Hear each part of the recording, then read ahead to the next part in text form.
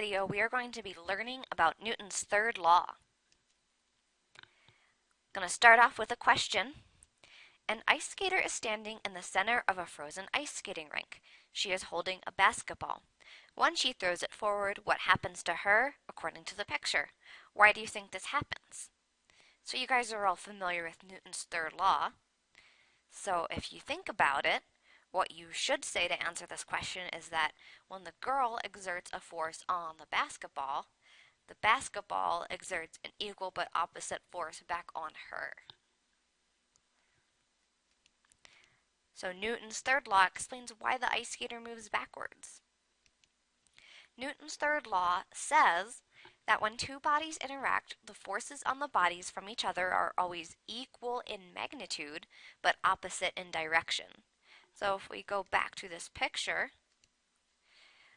this force goes one way, this force goes the other way.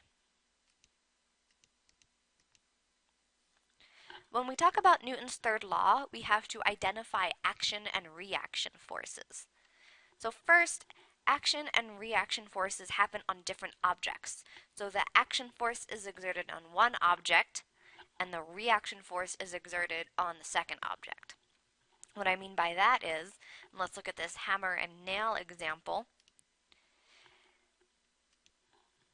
The hammer exerts a force on the nail. That is the action force. Now, will the hammer exert a force back on itself? No. The nail exerts a force back on the hammer. This force will be equal in magnitude but opposite in direction. So you can tell that the nail is exerting a force back on the hammer because this part of the hammer will actually get worn down after a while. Some more examples. So swimming is a good example of Newton's third law. So you push back on the water, and the water pushes you forward. What is the action and reaction force here? The action force is that you push on the water. The reaction force is the water pushing you forward. So notice again that one force acts on the water, the other force acts on you. They act on different objects. Another example is walking. You push on the floor and the floor pushes back on you, so it pushes you forward. Again, the action force is you pushing on the floor. The reaction force is the floor pushing you forward.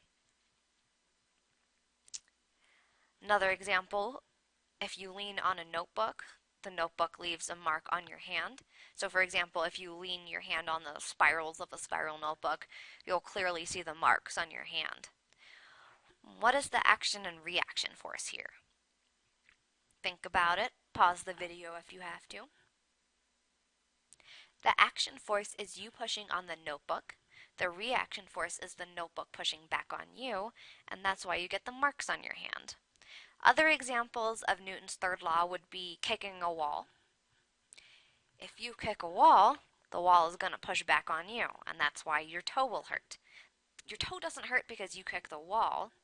Your toe hurts because the wall kicks you back. Another example, I'm sure this has happened to you guys before, but if you wake up from sleeping with a crease on your face, that's because you were putting force on the pillow. You wind up with a crease on your face because the pillow was putting a force back on you. Now, one last thing I want to point out here. We say we say action and then reaction, but really these forces are happening at the exact same time. We just can't talk about them as if they're happening at the same time. Another very important thing to understand about Newton's third law is that equal forces don't always have equal effects. Here's a question to illustrate this. Make sure you write down the question and the answer. If a small sports car collides head-on with a massive truck, which vehicle experiences the greater impact force? Which vehicle experiences the greater acceleration? Explain your answer. Well, this is kind of a trick question.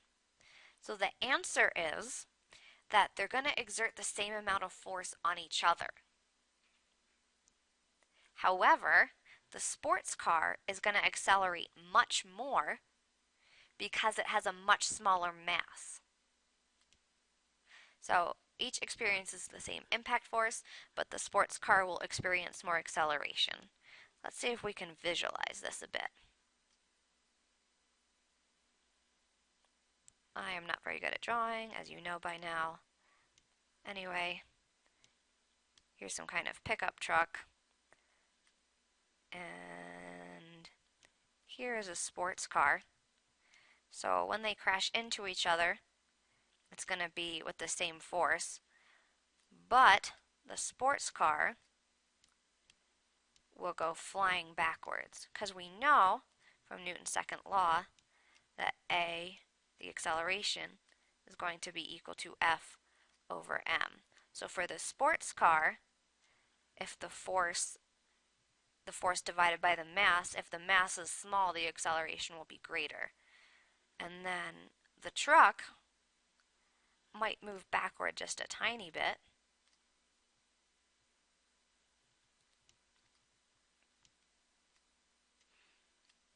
So here is a tiny little arrow. So A is going to be equal to the same force, but over a bigger mass. Okay, so if you divide by a bigger number, you're going to end up with a smaller number. So the acceleration will be smaller.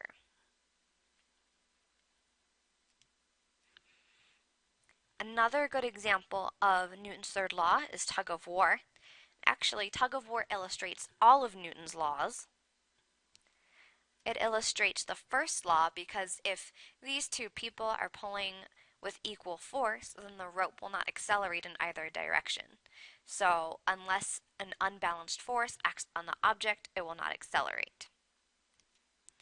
The second law applies because if one person pulls with a greater force, the rope will accelerate in their direction. So let's assume that this guy will pull with a greater force.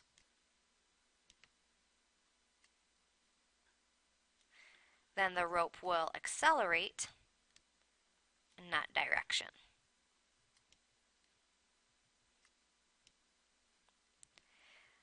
Now, the third law actually explains why one person would be able to pull more strongly than a second person. And it has to do with how hard these people are pushing on the ground. So let's say this guy is wearing really slippery socks or he's standing in oil, and this girl, she has really sturdy shoes, hiking boots or something, and there's a lot of friction between her shoes and the ground. So slippery, rough, more friction, less friction. I just want the short person to win here. Maybe you can guess why. So the third law applies because if one person exerts more force on the ground, so let's say she is exerting a lot of force on the ground and he is exerting just a little bit of force, the ground will exert the same force back on them, and they will be able to pull with a greater force towards them. So if this girl is pushing with a stronger force, then the ground will push back on her, and she'll be able to actually pull the rope towards her.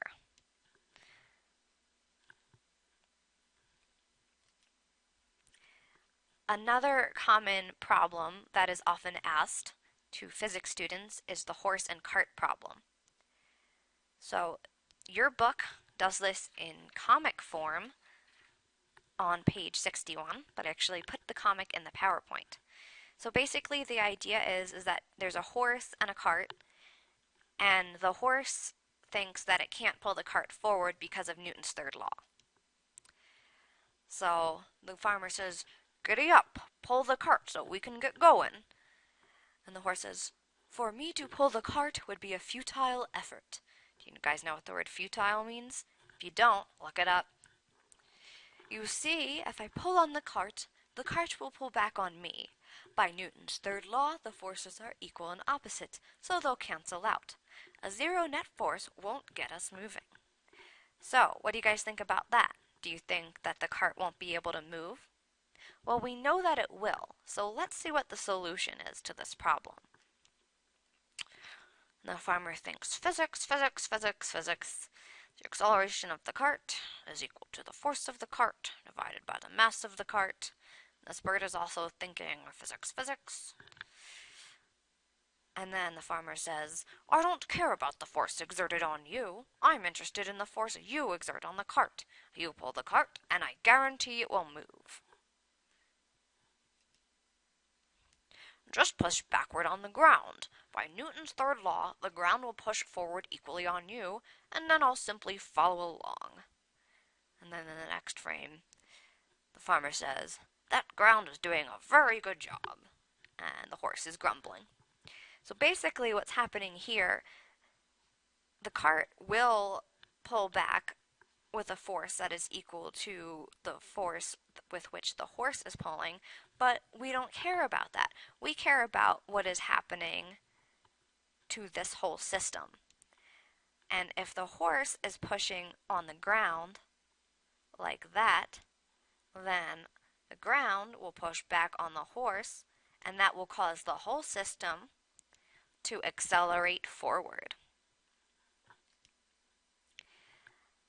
Some last examples of Newton's third law.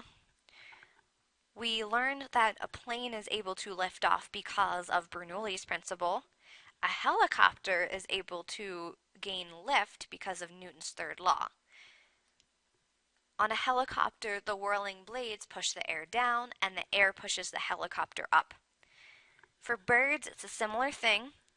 Birds' wings push the air down and the air pushes the bird up. Interestingly, this sort of explains why birds fly in a V formation. When they push the air down, so let's look at this bird, some of the air is pushed off more to the side. So a bird off to the side can catch some of this extra wind, and they'll gain more lift, and that explains why birds fly in a V shape. So I thought that was kind of cool. Make sure you do your summary for your Cornell notes.